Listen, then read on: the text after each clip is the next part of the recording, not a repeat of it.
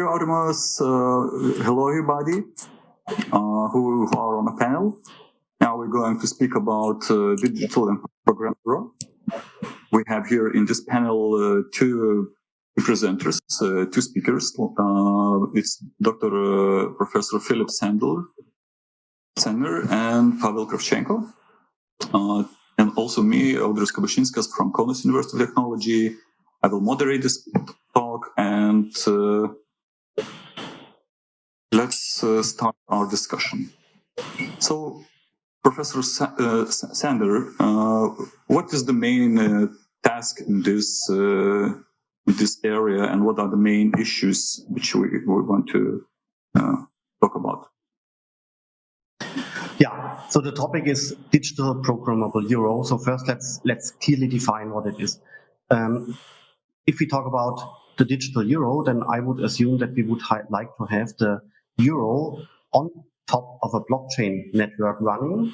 This can be a public network. Then, for example, this is Ethereum. This would be the euro on Ethereum. It could also be a permission network in the future.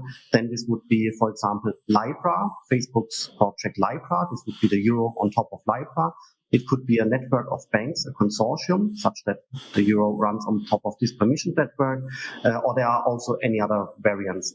The ultimate variant would be that the central bank, in our case then the European Central Bank, is providing an infrastructure such that the euro will run on top of it, but this will take a couple of years. So we already know that China, with their project there for running their local currency on a blockchain network, that this China project is called ECEP, that they are approximately 6 to 8 years ahead in comparison to the European Central Bank. This is quite shocking, but that's basically how it is. The question is always, do we need the digital programmable euro? And if so, then I think we here in Europe should urgently take action to get the euro on a blockchain network. And the key point here is, why would we need a digital euro? First of all, cross-border transactions would be much more efficient. Second, we could have the so-called Internet of Things, such that devices, autonomous cars, machines, and so on can also transact euro, like little profit centers, for example. Then we could have the integration with other assets, other services, and other tokens. In case you have a DLT network where the euro is running, and next to the euro there are other tokenized assets, rights, services, identities running, then you can basically exchange value between these rights, that product, services, and so on within a couple of seconds. That's basically in the financial area called delivery versus payment, which currently takes a couple of hours or days, such that transaction finality is achieved, whereas on the DLT network, transaction finality could be achieved within a couple of seconds. And all these are, in my mind, reasons why we need the digital programmable euro. The industrial companies need it, for example, Bosch, Daimler, and other companies who would like to serve the market with IoT devices at some point of time, including cars, by the way, so we need it. But unfortunately, this is not understood everywhere, not in all institutions, not in all larger companies, not in all hierarchical levels with senior decision makers. And that's why I think we really need to push this topic to not allow other regions and organizations outside Europe to be even more ahead in case they are speeding up. As I said, I think the Chinese central bank is 6 to 8 years ahead of the European Central Bank, and actually we should try to close this gap a little. Okay, thank you very much. It's very interesting. But maybe this is more complicated because we have democratical elections, all the democratical institutions which we have to go through and set up all this digital euro. Maybe that is related to that. No? Do you think in that way or not? But what we are currently working on is basically producing a conceptual roadmap of what could happen when, because and this is very important. I do not want to blame the European Central Bank too much. Please don't understand me in this way, because if the European Central Bank would have created the digital euro as of tomorrow, right, then all these efforts would have been wasted, because there is no need right now. Yeah, so technical feasibility and also what is the industry demanding and what is retail and machines and IoT devices are demanding needs to fit together. Therefore, it might be okay that the ECB is providing such an infrastructure in a couple of years, but still we need to have a small solution as soon as possible. For example, an API which is connected to the legacy banking infrastructure to bridge a legacy infrastructure and DLT. This could be a very interesting short-term solution, but it would not be the perfect technological way to build the euro on top of a blockchain network. And in the middle, there could be, on the midterm, there could be some kind of banking consortium existing among European banks, for example, also the industrial companies and others who then create the digital euro privately. Yeah, this would also work. So therefore, I think we all and European institutions need to take action. We didn't lose anything, don't get me wrong, because the demand is not there yet, but the demand will be there. And then we need to have interesting solutions ready. And this could easily be packaged into a step-by-step roadmap, such that the long-term goal could be an infrastructure by the ECB. The mid-term goal could be the privately issued euro, could also be Facebook Project Liter. And the short-term version could be some kind of API as a gateway between legacy payment infrastructure and DLT network. So what exactly infrastructure is necessary to switch from blockchain to digital euro? Do we need something else? To do something must be developed in science and something like that? What stops this? I think Pavel is much more better. Yeah. Pavel, you can come to this discussion. Yeah, but I would actually come from the other point. Does the world need the instant payments in every asset? Definitely. Can we do it today? Yes, we can. We don't need blockchain to do it today. But there are a couple of issues. First issue is that the central banks haven't decided what they can do, what they cannot do, what they want to do, what they want to become. Like the Chinese central bank, whatever it's called, just has the moral authority within the country to do what they want to do. So they already have a lot of services centralized, and the central bank currency is the most centralized service you can ever imagine. And it's fine because it's their country.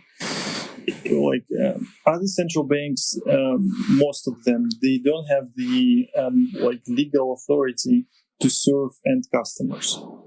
So they need to define two-tier schemes, and they basically are tied by many previous regulations. And that's why Chinese are not better in technology. They're better because it's a fully hierarchical structure when one man decides what to do. And this is, again, the other approach to the problem. And the second problem is that the central bank currency kind of assumes that we have digital cash. And digital cash presumes anonymity or privacy of payments. And it's a big discussion, should governments allow people to have digital cash, untraceable or what? Because in the community, this is translated into discussion, which is useless, I believe. Token model versus account model, where a token is believed to be like a programmable mechanism that like a bearable instrument. Which accumulates value and can be exchanged without touch to the infrastructure or somehow. An account-based model is assumed to be like a traditional bank model. And from a technical perspective, they are the same. It's like one parameter changed. So, but they have to, the central bank have to decide whether they allow private transactions or not. And they haven't decided yet. And obviously, because of AML5 and all these regulations, anti-money laundering, they inclined to have full control over system. And that's a big issue because people don't like that. It can't really work. It's hard. And the question of blockchain is the last question I would actually raise, because it should solve the double spending problem, which again, in the system where you have a central bank controlling everything, this problem can be solved much easier than in Bitcoin, for example. In Bitcoin, you indeed need to have miners, proof of work, etc. In the central bank currency, you don't need all of that. You can have a single server in the beginning, and it will work perfectly. And they can do it today. They can launch a digital bank, and like the whole problem, as I see, is not a technological but political. The question is, who will be the first global world bank? Whether it's China, and I'm pretty sure that China will allow Ukrainians, Lithuanians, Germans to possess their digital yuan. That's in their interest. That's exactly what the US did with dollars. They let everybody hold dollars, and they've sold trillions of them. And now it's a global currency. So now, if we switch to digital, somebody else might be the first one. And effectively, like US, for example, can do the same today. We probably heard about JP Morgan attempt to do the digital currency. That was like 2 or 3 years ago. And effectively, if you go to the United States, you can open a bank account using passport. You don't need any special like US residency or anything. You come from any country and you open an account and you do whatever you like. You now need to come there physically. If you would be able to do it electronically with like video KYC, and there are already banks in Switzerland that are doing that, that would let everybody in the world open accounts in that US bank. And obviously transactions within one bank are cost-free, they are instant, so they have the same properties of stablecoin. And obviously if we can imagine from a technological perspective, if you ask any technical guy, they will tell you that adding securities, it's like very simple. It's a straightforward task. Adding commodities also. The biggest issue is just regulation about the certain procedures, etc., etc. So we are involved in 3 projects currently with CBDC. One was in Ukraine, and they don't know what to do yet. They have FOMO.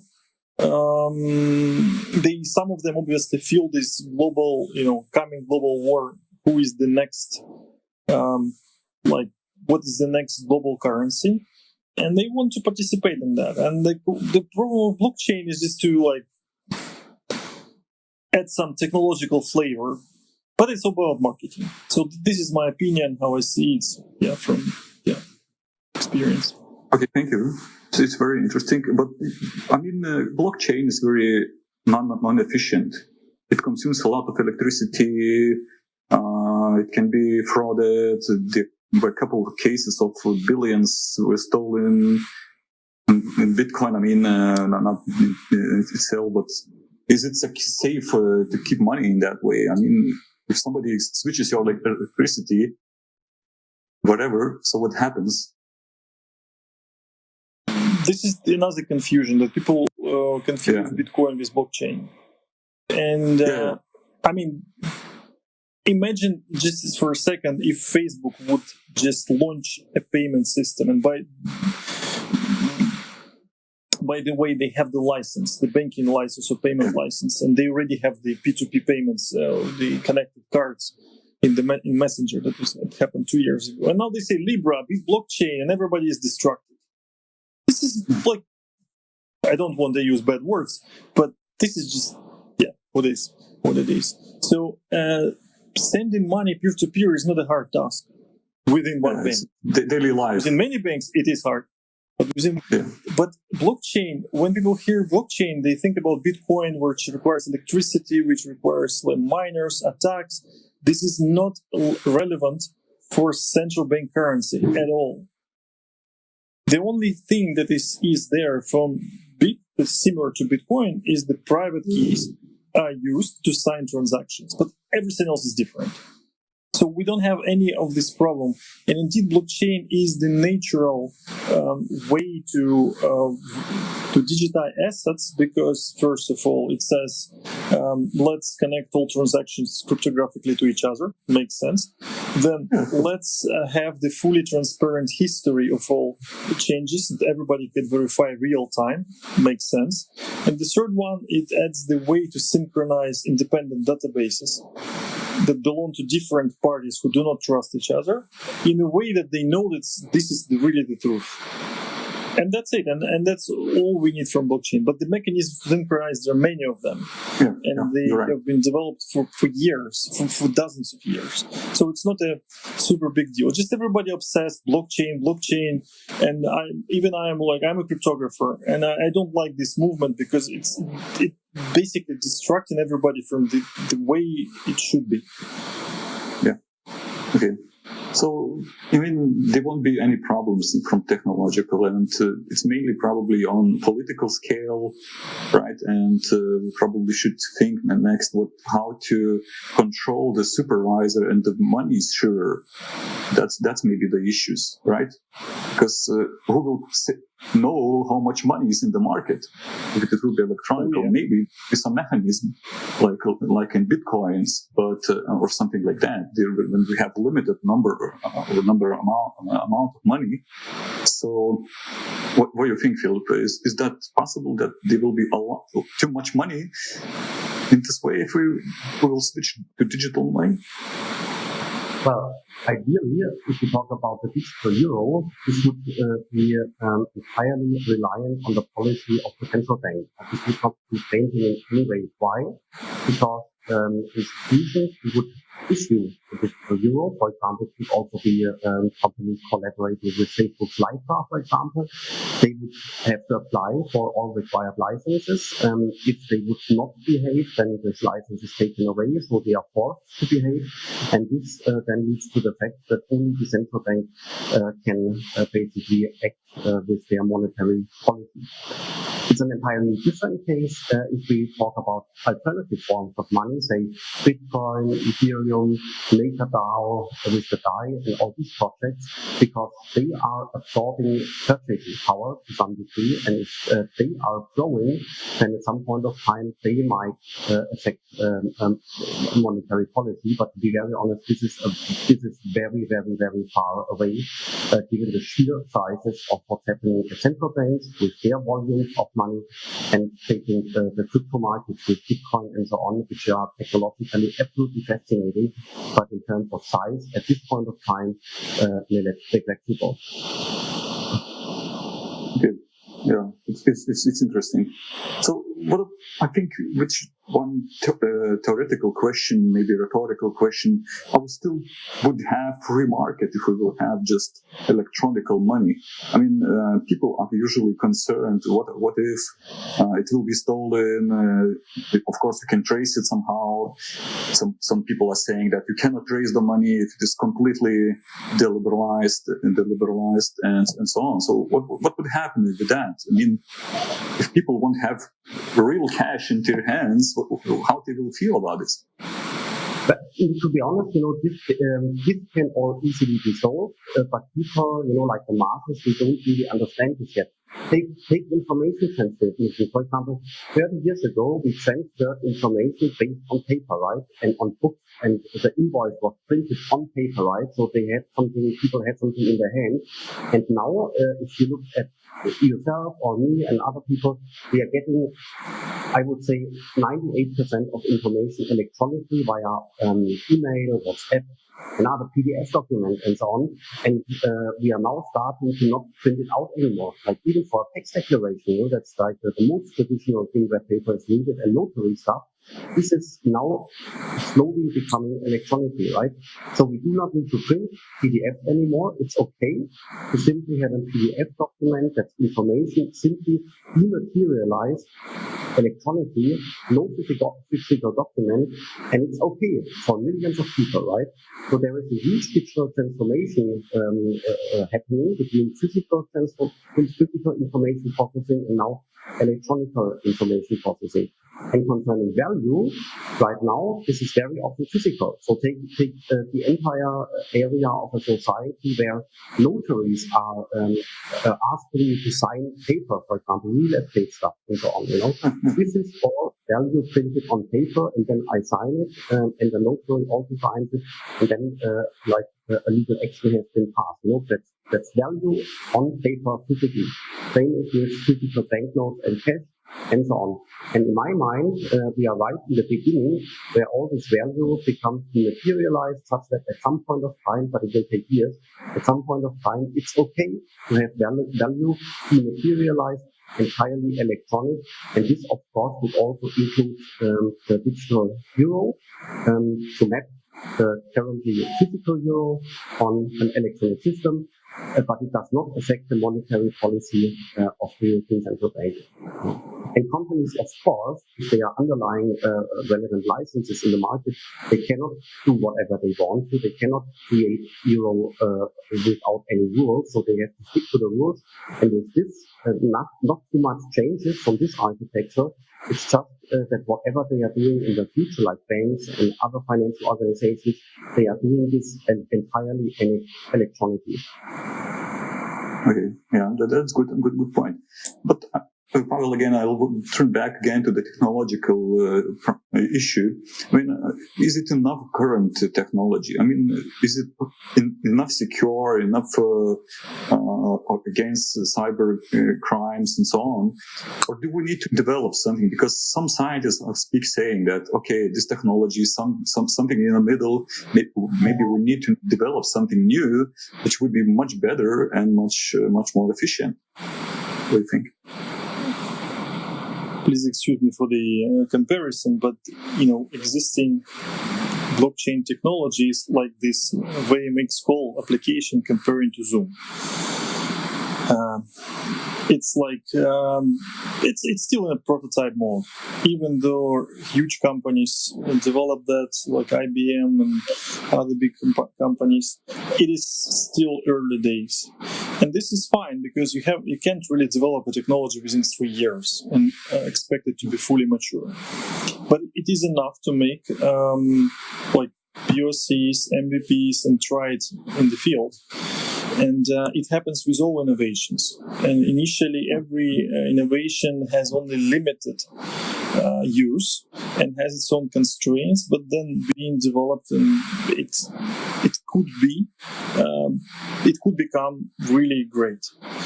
And like existing blockchain technology should. The main issue, I would say, is still usability from an even developer point of view. It's still hard to take components from each different projects and recombine them. It's still hard to change the cryptography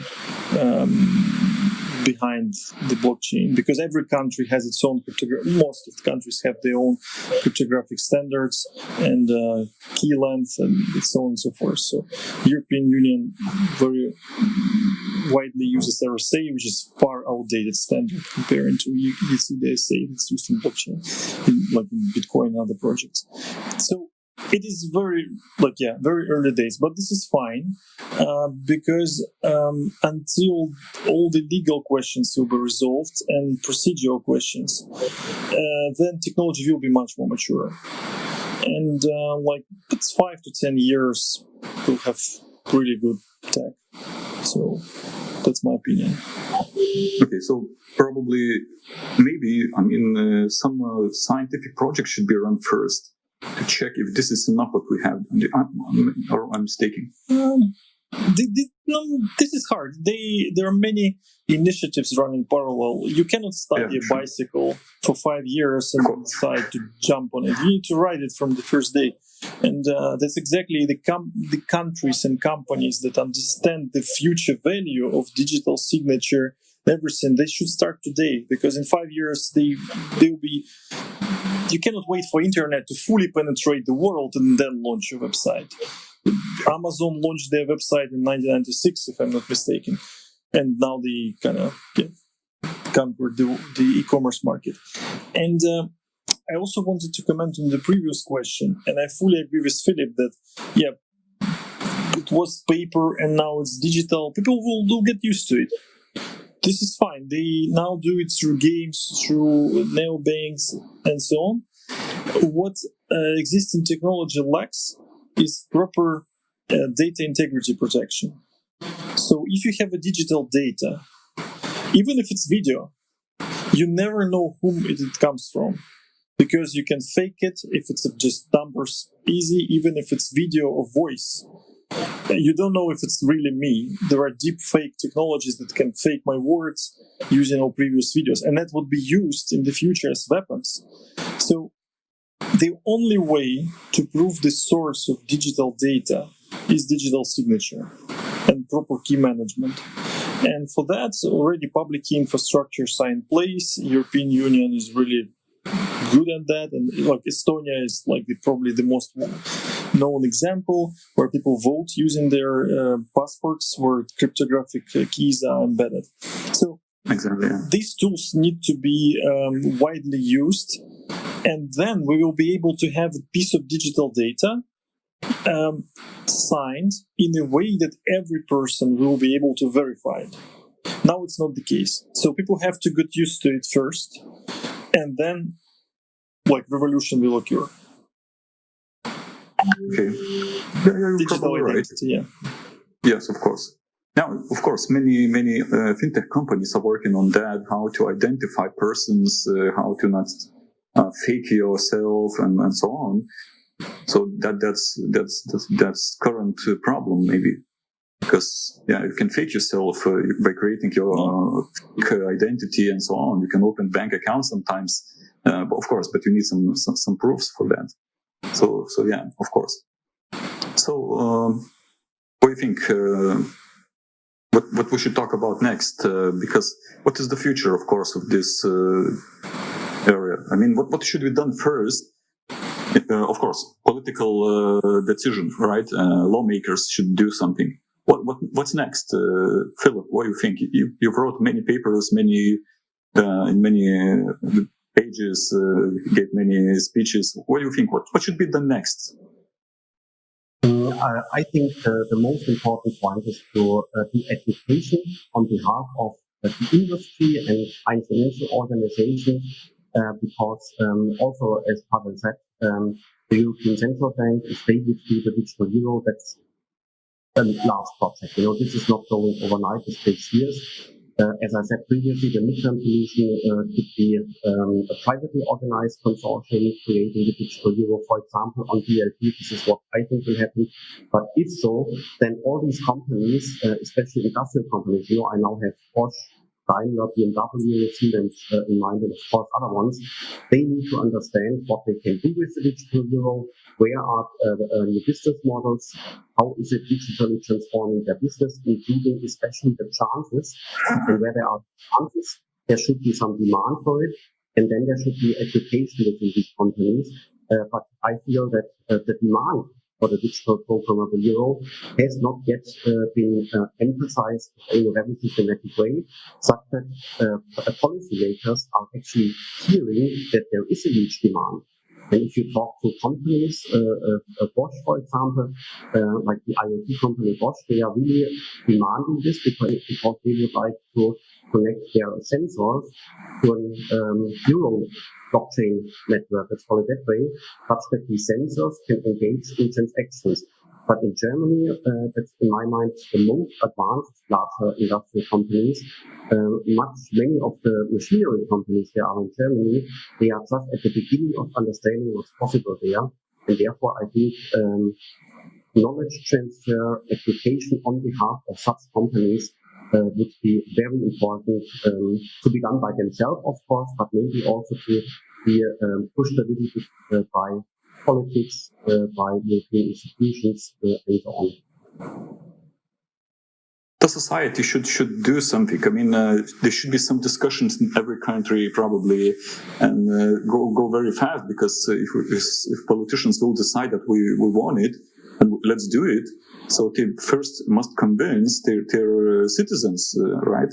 Because how to prove that this is necessary? I mean, big companies is fine, but the daily life is different a little bit from old ladies, let's say my grandma or whatever, couldn't understand so discussion with people should be done too, probably, right? Yes and no, because I think the demand needs to be developed. Very often people don't know yet what is possible there.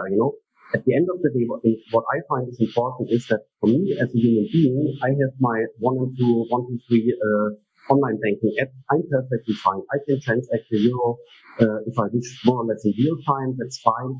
I can alternatively also purchase Bitcoin if I wish. I can pay with euro. I can transfer here and there. That's fine, right? I don't. Not more needs to be done here for now, right? But the future is basically, in my mind, the machine economy. And machine economy means that hundreds of millions of devices will be connected to the internet. This is already happening. And a share of these devices will be also connecting with payment networks. So take the autonomous car. Everybody knows Tesla and so on. Autonomous car can right now drive autonomously, but it cannot really decide autonomously yet. That's AI. And it cannot do controlling and accounting yet, such that it can live economically viable, right? At some point of time, the autonomous car will become a small profit center. It will get money from transporting people and goods, and it will pay money for electricity and tolls and software updates and so on. So I think this is something which is at this point of time just existing on PowerPoint slides. It's existing here and there on very early prototypes. But companies like Bosch and the others I mentioned, they are really trying to push this topic to have the growing machine economy built on a good infrastructure such that they can develop and sell their products. And I think this is the huge market which will come to us in the next 2 to 10 years. That's the IoT, that's the machine economy, and that's things we cannot really imagine yet. It's hundreds of millions of devices on the entire planet. At some point of time, that's more devices connected to the internet than human beings on the planet. That's massive, and that's economic growth coming from there. And talking about human beings again, I think in Europe, concerning payment needs, we have everything what we need as human beings right now. That's fine. It's problems are coming elsewhere from the negative interest rates and so on. But don't forget these 1.7 billion people on the planet who do not have what we are having. For example, the ability to transfer money, the ability to store money up until tomorrow or next year, or the ability to access money in case you have to leave your country due to migration. That's now the developing and emerging countries. Here you have people who are not financially included yet, not at least in very base functions. That's exactly where the technology of blockchain, in my mind, came in detail. And the LIFA project tries to really tackle this. Let's see how they are doing there. Let's see what they are telling us will also be done in reality. LIFA has some criticism, of course, but I think these are the huge possibilities DLT and blockchain can potentially help solve the machine economy with hundreds of billions of devices and financial inclusions, according to LIFA, with 1.7 billion people on the planet, which could be helped with basic financial services, right?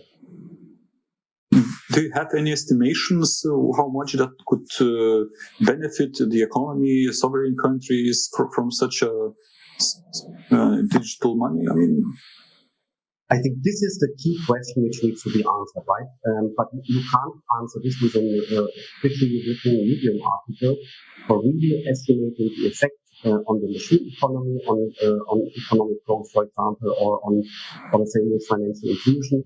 You need to have solid studies being done. This costs a lot of work, it costs a lot of intelligence.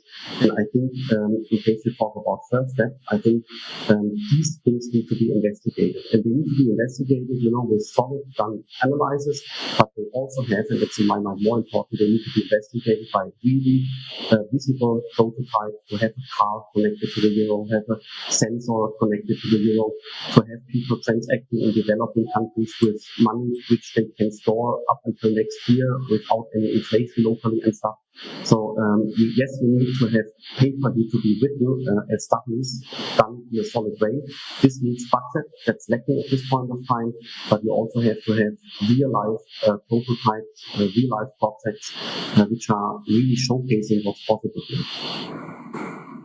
Okay, this is a good point. I mean, to prove that this is really a good thing, and that sovereign countries should probably do some in this direction. Okay, so let's think now about what people could do and what we could do to have it or to not have it. If somebody will decide that in some countries, I mean, that they don't want it. Of course, that depends on the central bank, but European central bank. But what should be done first? I mean, to have it. Of course, some changes in the law, right? Some policy changes, but yeah. What's next? I would love to hear Pavel's opinion here, but maybe from my side, I would say here what is needed. It's not really dependent on the European Central Bank right now, because if they are starting now, it will take years until their product is launched, right? But they need to start. But I think we are not really dependent on the European Central Bank on this regard right now. But if we would like to have a solution here, then in my mind, companies need to act. Companies need to standardize APIs, adapters, and so on. This would be needed, and such that this can be done, you need to have budget to be able to do it. And budget, in my mind, is the crucial part here. Budget is often very scarce these days in the blockchain area, and the reason for this is that mostly education with people in public authorities, but also in industrial corporations, needs to really be improved. So we need to, at this point of time, where it's so early, we need to really drive education. So you mean small push from industry should be done, and probably when countries would start thinking about that. Of course, some already thinking, but I mean, in general, we have seen before in some of our project that it's not very unified strategy. It's not very unified, even the level of knowledge in Europe in digital money, in digital in fintech in general. I mean, so that should be some small push from industry, probably, right? Yes, but it's also an individual thing, to be honest, I think people need to learn programming. Less people studying less business and more IT. That would, I don't know if it solves all problems and takes then all chances, but like the business person in the future needs to understand at least a little bit of technology. And like now speaking of blockchain, then I would argue that the business guy, and the same is true for lawyers and law students and business students, the interconnection between a business guy and a technological guy in the future is, for example, the smart contract. Yeah? A business guy will not and cannot understand cryptography. That's probably not possible. But he can and should understand smart contracts. That's the intersection between a technical guy and a business guy in the future. And if business person just stick to business, that's PowerPoint. And if the lawyer and the law just stick to his paragraphs and not tackling the intersection into other domains, like the smart contract, for example, then this is pretty sad, and then we cannot really understand what this technology brings to us. And that's why if I could choose, then I would try to push education exactly in these domains. Okay, Pavel, what do you think? Some concluding remarks, maybe? Yeah, I agree with Philipp regarding education. Is definitely like turning point at every innovation. I see a couple of issues. The one is that people are indeed asking, like Philipp said, how we can earn on that. And the answer is maybe you shouldn't expect any direct earnings from switching from paper to a digital form, but rather you should expect that friction is reduced. It's like you cannot directly earn on email, but when the world changed from the physical post to email and business communications, then obviously it increased the speed of communications and amount of communications that you can possibly do during the day and a week. And I don't think anybody calculated before email was kind of used everywhere. What is the GDP growth, etc., and they considered something and discussed at the government level. No, probably it was every company installed the email in their own servers, and then it happened that you can send emails between organizations, and no government body actually approved that or rejected or corrected. It was developed freely. Yeah, exactly. And it may happen, like with money, obviously, it's a little bit different because until now, government is the has the legal right to issue money. But it may change, maybe like in 100 years, but it probably will change because government had the power to control religion or information very not too long ago, and now it's changed, and we see how the economy progressed during this time.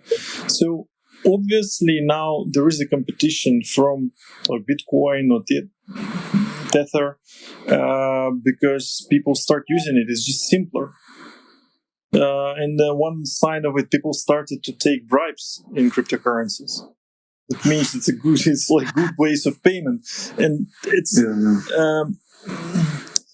and then obviously governments see if people like this freedom of exchange, the easiness of it, then we should come with our own version of it. And that's why China is very active in the US, because obviously the superpowers don't want to lose their positions, or China wants to increase. So, and this is again a political game. And regarding the purely technical perspective, the existing money, if you look at them as it is, only person can initiate a transfer. Whether it's a phone call or it's a push of the button in the app or something like that, but it's kind of considered to be action of a person. And if we switch to, again, future digital currency, CBDC or whatever crypto, it's assumed that we have digital identity and it can be initiated with a signature. And you can program that. That's exactly what we are talking about, the programmable euro. And it means that machines can initiate these payments. Now they technically I can pay for whatever Netflix with my credit card automatically, but that's it's not me who is paying, it's rather they who are fetching money. I gave them the key to my, vault, and they take money. And they can take as much as I have on the credit card, but they don't do it because they will be punished. In the new paradigm, it's not possible. It's like the application or whatever piece of code signs every transaction. And this is like a push approach instead of pull. And it can indeed allow the inclusion of all machines into the economy, and then therefore it will grow significantly. And private companies can do that, public companies or governments can do that. Effectively, the nature of the asset is not changed. It's still money. It's fiat. It's commodity. It's just the technical infrastructure to initiate payments and do audits is changed. And you don't actually need to change any laws for that. I mean, maybe you can, but very wise countries, and Germany is among them, is not writing down the specifics of the technology that's being used to do something. So, a couple of years ago, there was a law that allowed companies to do public IPOs using blockchain. So issuing securities and selling them. And therefore, you don't actually need the lawyer, the bank, the broker, or custodian. Blockchain can act as a custodian. But law doesn't say whether it should be this blockchain or that blockchain, public or private. It just says if the client can do this and this and that and verify certain things, then it's you achieve your goal and you're allowed to do so. And this is a crucial result. So I would say governments should focus on digital identity, open APIs, and certain requirements to transparency. And then the private companies will do the rest. We will come up with best tools. Yeah.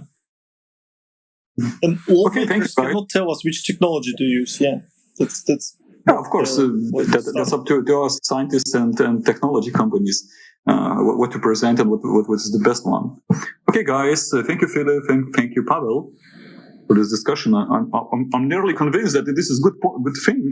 I was a little bit skeptic about this before, but now it sounds very nice, and I hope this will lead us a student better future, better currency, but better programmable and digital euro. I mean, okay, thank you.